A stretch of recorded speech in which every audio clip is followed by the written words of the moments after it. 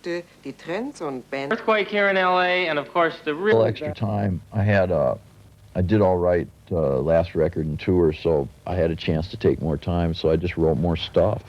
And I thought, well, I might as well put it on because these things are expensive. It costs a lot of money, you know, most of which goes to the record company. What sort of things inspire you, though, when you're writing songs? Because I can't really imagine you frolicking outside, No. hand in hand with your wife. This time... Do you do much frolicking? I'm not a real frolicsome guy, no. I frolic, I'll tell you, I frolic. I got a cat. I got a little Siamese cat and a dog, and I frolic a lot with them for pleasure. You know, like that's my fun, to frolic with the animals. But when it comes to like frolicking with a person, you know, I'm kind of like, really? Yeah, you know. So the animals are the frolic things. How did you meet your wife?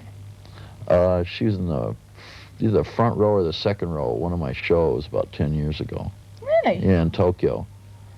What, and you could see her in I could see her. And then you sent a bouncer down and said, it was bring like, that beautiful yeah, woman just like back. that. That's right. I could see her. She had a kind of a glint in her eye that I liked. It had kind of a shine in her eye. And so I sent out a guy. They called him Radar. And I said, that was true. And I said, you know, get that one with the da-da-da. She had a pigtail. Get the one with the pigtail, and she had a little hat. I described the hat, and he came back, no, she's gone, everybody's gone. I said, no, get her, you must, da-da-da, and everything, and because I was that kind of person, you know. A wild man of rock. That's right, a wild man, yeah. And so he went out again, and it was raining, and she'd forgotten her umbrella in the coat check, so she came back to get her umbrella. So he grabbed her. You're the one, you know. She said, no, you have a big mistake and everything. But, you know, that was the one I wanted to meet, so. So then what? She gets backstage, and then do you have to sort of be like Cary Grant and say, hey, baby, I noticed how beautiful you were. That's right. What did you then do? That's right. Or did you say, come back to my hotel and we'll have a look at the minibar? Right. That's right. No, I took her to dinner and sort of her English wasn't very good at the time, and my Japanese is non-existent, so we kind of communicated on a very basic level, you know, and just went and had dinner, really, and kind of got to know her better. I was in Japan for a while, for a couple of weeks, so I got to know her better and better, and finally sort of just ran off to Australia with her, and just that was that. Yeah, that was that. That was like 10 years ago.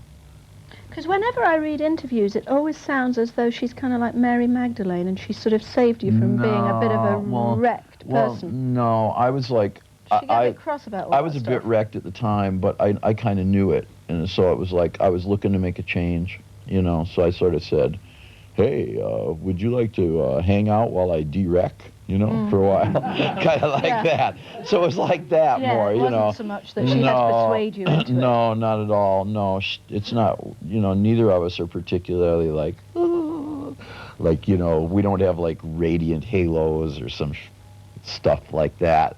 You don't seem to have a problem with a middle-aged spread. No, I mean, you know. Do you have to work out all the time? Because Bob's very worried about his tummy sticking over his trousers. I work with a guy, yeah, just to, you know, more like just to feel good and not be a total potato, yeah. I don't really feel like being Would you get a fat tummy, do you big. think, if you didn't work out all the time? I don't think I would get that fat, no, but I mean, I was really chubby, like in high school. I was really chubby because I didn't have any outlets, you know. Before I had my band, I was chubby. And I would just sit around, like, eat burgers and malts all the time and, like, worry, you know, what was I going to do? And then once I started playing in a band, I was a drummer. And once I started drumming, everything sort of changed. When did you sort of think that you couldn't take any more of partying and being all that frenzy? It was about 10 years ago. But, I mean, yeah, it started about 12, 13 years ago. I mean, what happens is I think literally at some point, the body just won't take it anymore, and all the little nerve connections go poof, and they fry, and, you know, you start to notice these little bulby bits growing on your nose, and, you know, everything's kind of like, and you kind of just run out of steam, you know. Now, what are you going to be doing next? Playing more gigs.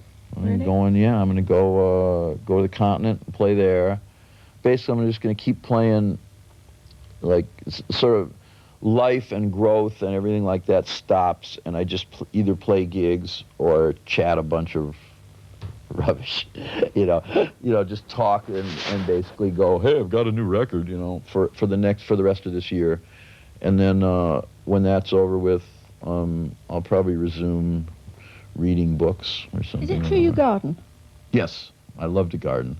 I started gardening about a year and a half ago. I've got basil and papayas and coconuts and narcissus and bougainville.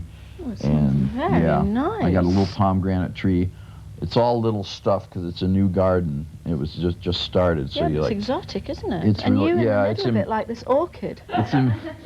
Yeah, it's beautiful. Yeah. It's in Mexico, and my little pets are Mexican, so they frolic in the garden. And all the cats... It's all coming out. Yeah. It's gardening, it's frolicking.